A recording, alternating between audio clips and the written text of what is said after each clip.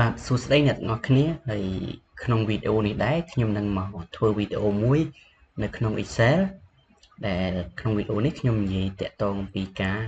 បញ្ចូលរូបភាពនៅក្នុង Microsoft Excel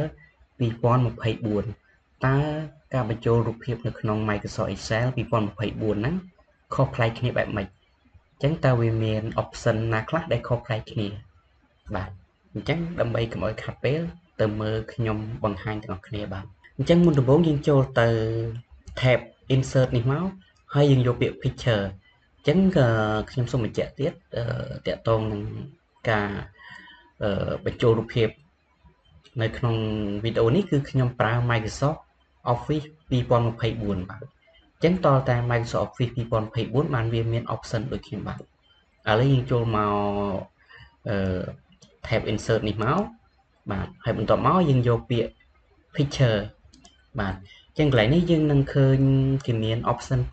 2សម្រាប់ឲ្យយើងជ្រើសរើសអញ្ចឹងយើងមើលទី1គេដាក់កន្លែងនេះគេដាក់ place in cell អញ្ចឹង place in cell នេះមានន័យថានៅពេលដែលយើងយក option នេះហើយអញ្ចឹងនៅពេលដែលយើងទាញយករូបភាពមកបញ្ចូលអញ្ចឹងរូបភាពរបស់យើងគឺវានៅក្នុង cell នេះឧទាហរណ៍ថាកន្លែងនេះខ្ញុំមានឈ្មោះតាក់ទងកីឡាករបាល់ទាត់ចុះអញ្ចឹងខ្ញុំចង់បញ្ចូលរូបភាពនៅកន្លែងនេះក្នុង cell មួយនេះចុះនេះ cell មួយនេះអញ្ចឹងក្នុង cell មួយនេះគឺខ្ញុំចង់បញ្ចូលរូបភាពហ្នឹងនៅពីក្នុង cell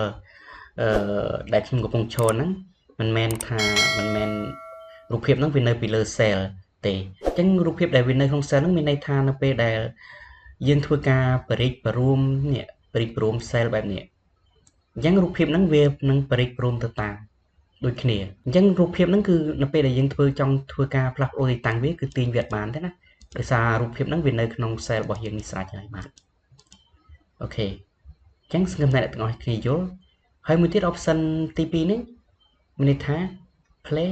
over cell អញ្ចឹង play over cell មានន័យថារូបភាពហ្នឹងវាពេលយើងប្រើ option ទី2នេះទៅរូបភាពដែលយើងទាញមកហ្នឹងគឺវានៅពីលើ cell របស់យើងនេះអញ្ចឹងយើងចង់ទាញផ្លាស់ប្ដូរទៅទីតាំងណាក៏បានដែរបាទអញ្ចឹងមានថាក្នុង Microsoft Office 2024នេះគឺវាមាន option ដល់2អញ្ចឹងវាងាយស្រួលដល់យើងពេលខ្លះយើងចង់បង្កើតតាក់ទងនឹង inventory អីមួយដើម្បីធ្វើការរាប់ចំនួនអីមួយអញ្ចឹងទៅយើងអាចបញ្ចូលរូបភាពជា image អញ្ចឹងដាក់ក្នុងហ្នឹងទៅស្រួលយើងនៅពេលដែលយើងធ្វើការបរិច្បរួម cell របស់យើងតារាងរបស់យើងអញ្ចឹងរូបភាពវាមានថាវាអត់ខូចឬក៏អត់ផ្លាស់ប្ដូរទីតាំងទៅកន្លែងណាផ្សេងទៀតទេអត់ដូច version ចាស់ពីមុនទេបាទឥឡូវទៅមើលខ្ញុំឧទាហរណ៍ទាំងអស់គ្នាអញ្ចឹងខ្ញុំចូលទៅ picture ហើយខ្ញុំយកពាក្យ place in cell បាទអូខេអញ្ចឹងកន្លែងនេះខ្ញុំចូលទៅDIY អញ្ចឹងoption ទាំង3នេះសង្ឃឹមថាអ្នកទាំងអស់គ្នាយល់ហើយបាទstock image នេះមានថាយើងចូលទៅយករូបភាពពីតាមរយៈ online ហើយខាងក្រោមនេះក៏តាមរយៈ online ដែរបាទអូខេអញ្ចឹងខ្ញុំយក DIY នេះមករូបភាពពីកុំព្យូទ័រដែលយើងមានស្រេចមានថាពី device ដែលយើងបាន copy រូបភាពបញ្ចូលទៅក្នុងកុំព្យូទ័រយើងស្រេចឬក៏ download មកស្រេចអញ្ចឹងឧទាហរណ៍កន្លែងនេះខ្ញុំដាក់រូបតាក់ទងហ្នឹងកីឡាបាល់ទាត់ Lionel Messi មួយចុះបាទអញ្ចឹងខ្ញុំចុចទៅលើហើយខ្ញុំយកពាក្យ insert បាទអញ្ចឹងរូបភាពបញ្ចូលមកហើយនេះឃើញខ្ញុំចង់ទាញទីតាំងទៅណាក៏បានដែរបាទហើយមួយទៀតនៅពេលដែលខ្ញុំធ្វើការបរិច្បរួមតារាងមកអញ្ចឹងរូបភាពវាមកតាមដែរឥឡូវឧទាហរណ៍កន្លែងនេះខ្ញុំបរួមវាអញ្ចឹងឃើញទេ sorry អូខេឃើញវាបរិច្បរួមមកតាមដែរបាទ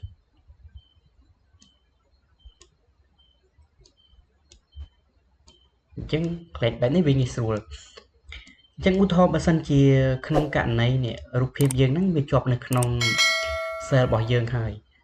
ប៉ុន្តែយើងចង់ធ្វើការទាញវាចេញមកក្រៅដើម្បីធ្វើការមានថាកាត់ផ្ទៃ background វាចោលខ្លះឬក៏យើង drop រូបភាពហ្នឹងណាចោលខ្លះអញ្ចឹងយើងមកមើលនេះ icon មួយនេះតាក់ទងនឹងនេះ icon តាក់ទងនឹង image បែបនេះអញ្ចឹងយើងអាចផ្លាស់ប្ដូរវាទៅជា play over cell វិញបាន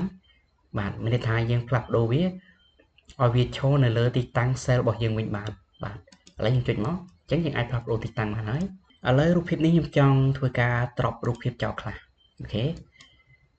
ឧទាហរណ៍ថាប៉ុណ្្នេះចុះ កាត់ផ្ទៃចោលខ្លះបាទ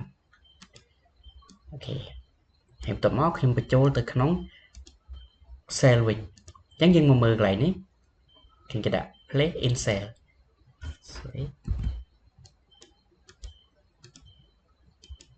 បាទតែប៉ុណ្្នឹងមកហើយយើងធ្វើការបង្រួមឲ្យវាស្មើនឹងរូបភាពរបស់យើងមកអូខេបាទអញ្ចឹងកន្លែងនេះខ្ញុំចង់បញ្ចូលរូបភាពមួយទៀតទៅក្នុង cell របស់ខ្ញុំចង់បញ្ចូលរូបភាពតាក់ទងនឹង Cristiano Ronaldo បាទនៅក្នុងកន្លែង cell ទី2នេះបាទឥឡូវខ្ញុំចូលទៅ insert ហើយខ្ញុំចូលទៅpicture អញ្ចឹងកន្លែងនេះខ្ញុំចង់ចូលតាមរយៈនេះកន្លែង place over cell នេះសិនដើម្បីខ្ញុំចូលទៅយករូបភាពមកលើ cell របស់យើងហើយប៉ុន្តែខ្ញុំចង់កាត់ផ្ទៃ background ដែលវាមានផ្ទៃមានថាផ្ទៃនៃ background វាចេញមកធំពេកខ្ញុំអាចកាត់វាចោលខ្លះរួចបានខ្ញុំបញ្ចូលទៅក្នុង cell របស់ខ្ញុំបាទឥឡូវខ្ញុំចូលទៅ play over cell ហើយកន្លែងនេះខ្ញុំយក DDY មកបាទអញ្ចឹងខ្ញុំយករូប Cristiano Ronaldo បាទអញ្ចឹងនៅពេលដែលយើងយកវាមកមុនដំបូងបែបនេះគឺវាផ្ទៃធំបែបនេះយើងធ្វើការបង្រួមវាទៅហើយយើងចូលមក picture format ហើយយើងមើលពាក្យកន្លែង drop ទៅនេះមកបាទអូខេ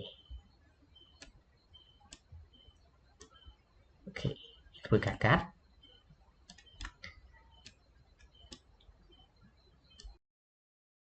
អញ្ចឹងនៅពេលដែលយើងយករូបតាក់ទងនឹងតាមរយៈplay over cell មកអញ្ចឹងវានឹងបង្ហាញទម្រង់បែបនេះមានន័យថាយើងអាចចូលទៅកំណត់វា play in cell បានចូលទៅកំណត់វាក្នុង cell យើងបានអូខេឥឡូវកន្លែងនេះខ្ញុំបង្រួមវាទៅហើយខ្ញុំចូលក្នុង cell នេះ cell ដែលខ្ញុំចង់ដាក់រូបភាពនេះចូលអូខេហើយខ្ញុំចុចចូលទៅបាទចឹងកន្លែងនេះយើងអាចកំណត់ទីតាំងឲ្យរូបភាពឈរបានមានថាយើងចង់ឲ្យវាឈរចំចំណុចកណ្ដាលបែបនេះបាទដូចគ្នាអូខេចឹងកន្លែងនេះយើងកាត់រូបភាពមកពេលខ្លះវាអាចរៀងខ្វះមានថាផ្ទៃហ្នឹងវារៀងកាត់មកជ្រុលពេកអញ្ចឹងយើងអាចចុចថយក្រោយវិញបានមានថាយើងចុចទាញវាមកខាងក្រៅវិញបានអូខេអញ្ចឹងកន្លែងនេះមេរៀនខ្ញុំគឺមានតែប៉ុណ្្នឹងទេបាទសង្ឃឹមថាអ្នកទាំងអស់គ្នាយល់អញ្ចឹងកន្លែងនេះខ្ញុំសូមដាក់រូបតែពីរទៅព្រោះឯតាផ្សេងទៀតក៏ដូចគ្នាដែរបាទរូបភាពយើងចូលទៅដាក់ផ្សេងទៀតក៏ដូចគ្នាដែរអញ្ចឹងកន្លែងនេះពេលយើងធ្វើការទាញគឺយើងផ្លាប់ដូរទីតាំងបានទេបាទតើយើងចុចទៅលើកន្លែង icon image នេះបានយើងអាចផ្លាប់ដូរទីតាំងវាបានបាទពេលក្នុងវីដេអូនេះដែរគឺមានតែប៉ុណ្្នឹងទេបាទអរគុណសម្រាប់ការទស្សនាវីដេអូនេះពីដើមរហូតដល់ចប់